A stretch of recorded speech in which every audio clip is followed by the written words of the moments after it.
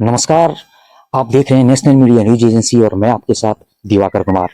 अभी हम मौजूद हैं देवघर जिला के जसीडीह स्थित कृषि विज्ञान केंद्र सुजानी में। और आप ये जो भवन देख रहे हैं पीछे, ये कृषि विज्ञान केंद्र सुजानी है। किसानों के लिए यहाँ पर किस तरह का प्रशिक्षण दिया जाता है, उनको किस तरह से यहाँ पे जो है वेल ट्रेन किया जाता है, कृषि संबंधित किस तरह से उनको जो है किसान खेती करने के लिए प्रेरित किया जाता है, ये कृषि अभी जो है कृषि विज्ञान केंद्र में है। और हमारे साथ जो है कृषि संबंधित जानकारी के लिए और बातचीत करने के लिए जो है यहाँ के वरीय अधिकारी जुड़े हुए हैं, प्रमुख जी जुड़े हुए हैं। सबसे पहले आपका बहुत बहुत स्वागत है, अपना परिचय देने से। धन्यवाद। मैं कृषि विज्ञान केंद्र सुजानी देवघर के अभी प्रभार में वरीय वैज्ञानिक सह प्रमुख के पद पर कार्यरत हूँ। मैं डॉक्टर राजन कुमार ओझा हूँ। और अभी जैसा आप भी तत्काल बात कर रहे थे कि प्रशिक्षण और प्रशिक्षण का काम यहाँ कृषि विज्ञान केंद्र में चलता है, तो प्रशिक्षण में मुख्य रूप से हम लोग अभी जो किसान जो खेती बाड़ी करते हैं उनकी जो समस्याएं आती हैं कि भाई आप खेती बाड़ी कर रहे हैं, आपको क्या दिक्कतें आती हैं। जैसे अभी खरीफ का सीजन आएगा तो किसान को तरह तरह की समस्याएं आते हैं कि कौन सा हम बीज का चुनाव करें। बीज का चुनाव में उनको दिक्कतें होती हैं, तो हम लोग चूँकि उस चीज़ को उनके व्यक्तिगत रूप से फ़ोन से भी संपर्क करते हैं या केंद्र का भी विजिट करके या प्रशिक्षण के भी माध्यम से उन लोग को हम लोग ज़्यादा से ज़्यादा प्रचार प्रसार करके चाहते हैं कि भाई उनकी सही चीज़ का वो चुनाव करे। बीज का चुनाव करना सबसे ज़्यादा ज़रूरी होता है, क्योंकि उसी पे उनकी खेती बाड़ी निर्भर करती है। और जो रही खाद की बात, तो खाद में हम लोग चाहते हैं कि किसान इतनी ही मात्रा में दे जितना कि जरूरी है, न कि अत्यधिक दे देना या कम देना।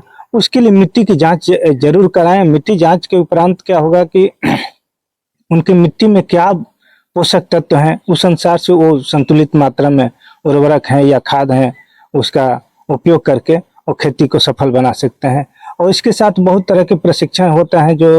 जो ग्रामीण युवा हैं वो भी अपना कुछ व्यवसाय के रूप में चाहते हैं कि मैट्रिक पास कर लिए हैं और गांव घर में ही रहना चाहते हैं या किसी कारण से अपना एक व्यवसाय से जुड़ना चाहते हैं अपने जीवन यापन के लिए। सर का कहने का है कि अगर कोई बेरोजगार युवा भी हैं, अगर वो यहाँ से जुड़ना चाहते हैं, प्रशिक्षण लेके अपना व्यवसाय स्टार्ट करना चाहते हैं, तो वो भी प्रशिक्षण ले सकते हैं और अपना व्यवसाय स्टार्ट कर सकते हैं। तो सर किसान, अगर वो किसान हैं और ज़्यादा रुचि किसानी में रखते हैं, या फिर कोई गाय पालन है, बकरी पालन है, मुर्गी पालन में अभी जो रुचि रखना चाहता है, उसको कैसे आप लोग ट्रेन करते हैं? उसका प्रशिक्षण होता है। मान लो कि पशुपालन से संबंधित जो है, मुर्गी पालन है, बकरी पालन है, ये सरकार की तरफ से बहुत सारी योजनाएं आती हैं, उसका भी फायदा ले सकते हैं। तो उसके लिए प्राइमरी रूप से उनको प्रशिक्षित होना जरूरी होता है, जिसका 5 दिवसीय 7 दिवसीय प्रशिक्षण ले लेंगे तो वो एक बेस हो जाते हैं और उनका योजनाओं का फायदा लेने में सहूलियत मिलती है।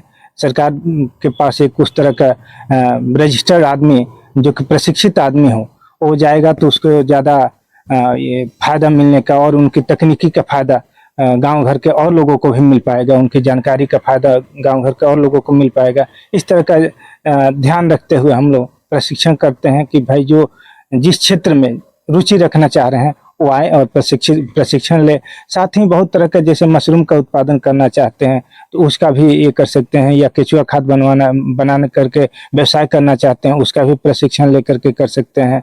साथ ही आजकल एक फर्टिलाइजर डीलरशिप, उर्वरक अनुज्ञप्ति धारक के लिए भी प्रशिक्षण लेना किसान चाहते हैं, इच्छुक रहते हैं कि भाई हम लेकर के व्यवसाय के रूप में जुड़ जाए, तो उसके लिए भी 15 दिवसीय प्रशिक्षण दिया जाता है। और जो कि ज़्यादा ही कंप्लीट उसमें कोर्स आ जाता है, जो कि एक किसानी के स्तर से, और उसके साथ में एक समाज सेवी के भी रूप में वो काम कर पाते हैं अपने व्यवसाय के साथ में। आसपास के जो किसान बंधु जो कि अज्ञानतावश या जागरूक नहीं है, जो कि खेती बाड़ी में तरह तरह के उर्वरक का, खाद का उपयोग करते हैं ज़्यादा मात्रा में, तो उनके लिए एक माध्यम हो जाता है कि वहाँ से जानकारी लेकर के या उनसे बात करके हम लोग से भी सीधे संपर्क कर पाते हैं। एक आम पब्लिक भी हम लोग से सीधे संपर्क सर कर ये प्रशिक्षण के लिए अगर आम पब्लिक है कैसे संपर्क करेंगे? डायरेक्ट उनको यहाँ पे कृषि विज्ञान केंद्र आना होगा या किस माध्यम से नहीं, संपर्क देखिए करेंगे? आजकल तो बहुत अब हम समझते हैं कि कृषि विज्ञान केंद्र को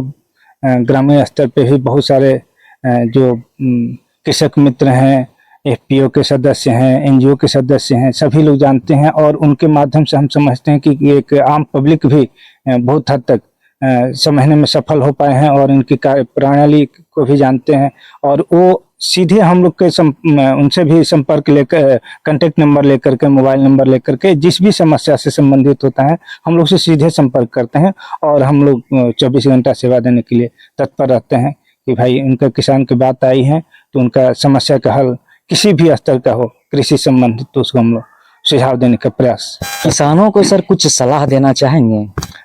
देखिए किसान को सलाह यही रहता है कि जैसे अभी गर्मा सीजन आ गया है, अभी चूंकि खेत हम लोग का खाली रहेगा और इसके बाद एक ही बार हम लोग खरीफ में जाएंगे तो इस बीच में कुछ अगर थोड़ी बहुत भी व्यवस्था रहे तो अपने बाड़ी में भी हम लोग लत्तर वाली सब्जी को उपयोग करके अपने घर के आसपास में सब्जी का उपयोग उत्पादन करके उस सब्जी का फायदा ले सकते हैं। साथ ही मिट्टी को थोड़ा ढकने का प्रयास करेंगे। ज़्यादा मिट्टी खुली रहती है तो उस स्थिति में क्या होता है कि मॉइस्चर जल्दी ही सूख जाता है, इसलिए कुछ हम लोग का जो खेती बाड़ी हुआ है, जो पुआल वाल है, तो उससे ढक करके रखने से मल्चिंग के रूप में जो भी अब मेरे पास रिसोर्स हैं एक आम पब्लिक के पास, तो वो उसका फायदा लेकर के मिट्टी को ढक करके रखेंगे तो मिट्टी में नमी बनी रहेगी। क्योंकि हम लोग के पास सिंचाई का साधन पर्याप्त मात्रा में नहीं है, उस स्थिति में मिट्टी को थोड़ा ढक करके और कम पानी में भी हम लोग सिंचाई करके या खेती करके या सब्जी का उत्पादन कर सकते हैं। इस तरह से जो भी अभी गर्मा मूंग का भी आप किसान भाई के लिए एक ऑप्शन है कि अभी गर्मा मूंग भी लगा करके उसका भी फायदा कर ले सकते हैं।